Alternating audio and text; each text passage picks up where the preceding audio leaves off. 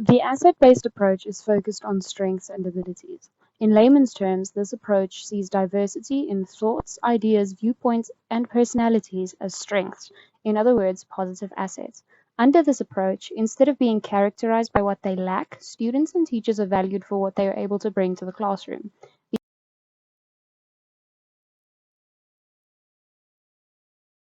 The asset-based approach follows a framework of positive psychology and has a glass-half-full viewpoint. The opposite of the needs-based approach, it looks at what strengths, capabilities, resources students have. It focuses on what can be utilized and not what is already being utilized.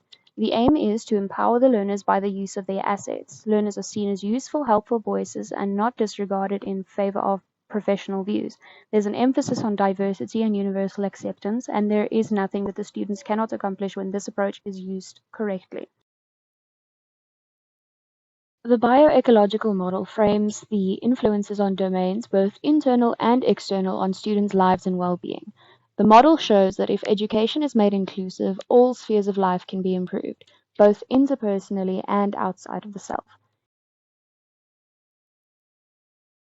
To link the approaches to assist learners, one needs to understand that a learner's assets are not limited to their physical ones. Their assets can also come directly from an external environment like their community or their family. In order to understand a student's assets, one must also understand the environments that they live in, the relationships that they have with the people in those environments, and the manners in which resources within those environments can be utilized best to provide the best results for them. Creating an asset map helps with linking these by showing us the different strengths the learners may have in each environment. So we can improve relationships between the students and members and organizations within them. Asset mapping leads to building stronger, healthier relationships with their families, friends, and communities, and organizations involved with the domains of their lives, and should involve the student creating a vision and a plan to follow through with to support these relationships further.